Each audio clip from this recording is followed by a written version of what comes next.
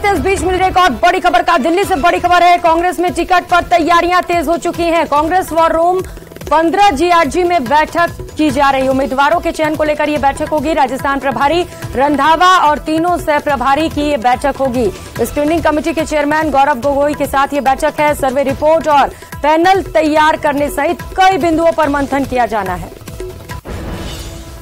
तो इलेक्शन से जुड़ी बड़ी खबर आपको बता रहे हैं। कांग्रेस में टिकट पर तैयारियां तेज है। जोरों शोरों से टिकट बंटवारे को लेकर कवायदें की जा रही हैं। कांग्रेस वॉर रूम में 15 जीआरजी की बैठक होनी है और सर्वे रिपोर्ट और पैनल तैयार करने सहित कई अहम बिंदुओं पर इस बैठक में चर्चा की जाएगी। राजस्थान प्रभारी रंधावा और तीनों सह प्रभारी भी इस बैठक में मौजूद रहेंगे।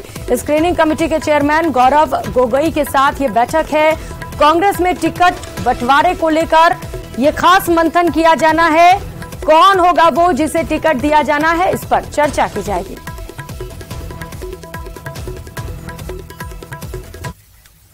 तो वहीं G20 के व्यापार और निवेश मंत्रिमंडल स्तरीय समूह की 2 दिवसीय समिट आज से एक 5 सितारा होटल में शुरू हो गई। सीधे लिए चलते हैं, पूरे विश्व में सीधी तस्वीरें आपको दिखा रहे हैं। समिट की अध्यक्षता वाणिज्य और उद्योग मंत्रालय, उपभोक्ता मामला, खाद्य और सार्वजनिक वितरण मंत्री और कपड़ा मंत्री पीयूष गोयल ने की।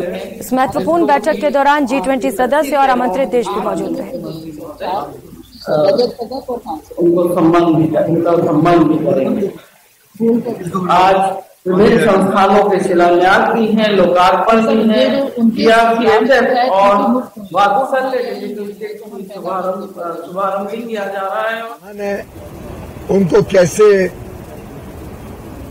विश्व के सभी देशों के लिए लाभदायी बना सके, उसमें क्या परिवर्तन करने से विश्व व्यापार अधिक होगा, बढ़ेगा और गरीब कल्याण की तरफ व्यापार को देखा जाए और फोर्स फॉर ग्लोबल गुड, इस विषय के ऊपर भी गंभीरता से आज सार्थक चर्चा हुई है। मुझे आप सबको बताते हुए बड़ी प्रसन्नता होती है कि जो माननीय प्रधानमंत्री नरेंद्र मोदी जी का मूल भावना है अंत्योदय की, जो पंडित दीनदयाल उपाध्याय जी ने देश के समक्ष रखी थी, उसको हमने विश्व के परिप्रेक्ष्य में भारत ने सुझाव दिया कि जैसे माननीय प्रधानमंत्री नरेंद्र मोदी जी देश के जो संपत्ति है, जो रिसोर्सेज है, वो समाज में जो अंतिम छोर पे सबसे नीचे खड़ा व्यक्ति है, उसके प्रति सबसे पहले अर्पित होनी चाहिए। The nation's resources should be dedicated for the welfare, for the upliftment of the person at the bottom of the pyramid.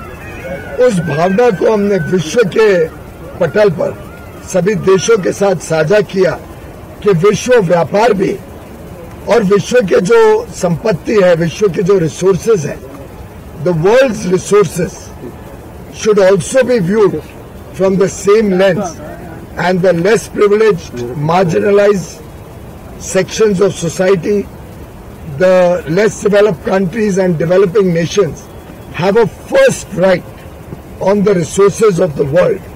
इस भावना को आज हमने सभी प्रमुख देशों के समक्ष रखा है और मुझे विश्वास है कि ये भावना आगे चल के प्रधानमंत्री मोदी जी ने जिस प्रकार से भारत को एक नई दिशा और नए भविष्य की तरफ बढ़ाया है, एक विकसित देश बनाने के लिए बड़े कदम, बड़े फैसले, बड़ा परिवर्तन के मार्ग पे देश को आगे बढ़ाया है।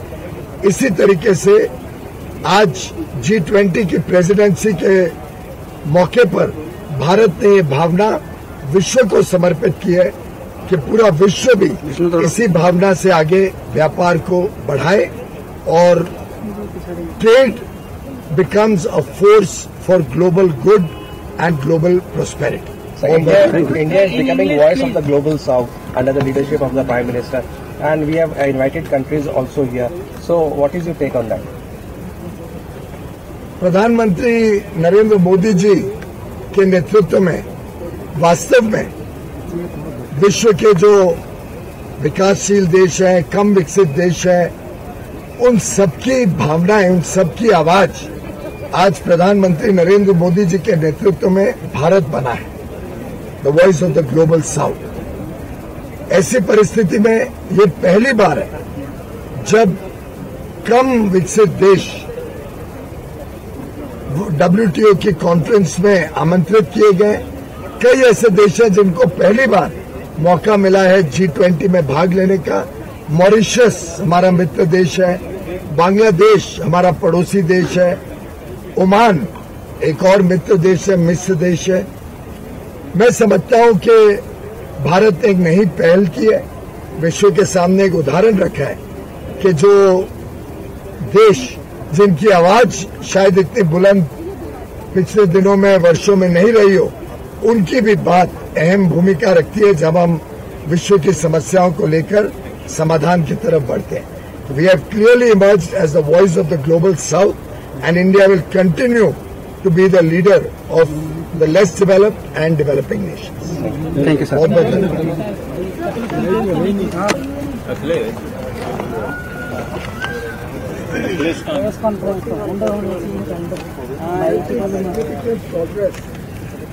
in the deliberation at various levels.